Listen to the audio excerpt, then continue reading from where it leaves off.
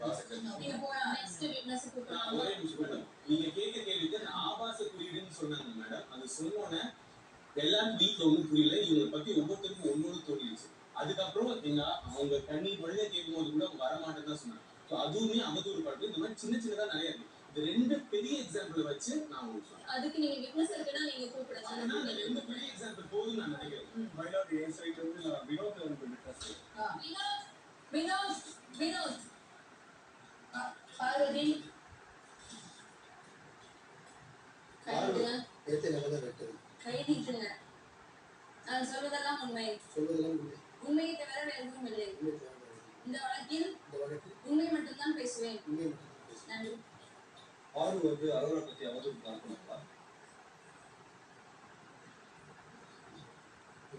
இல்ல எப்படி எதை பத்தி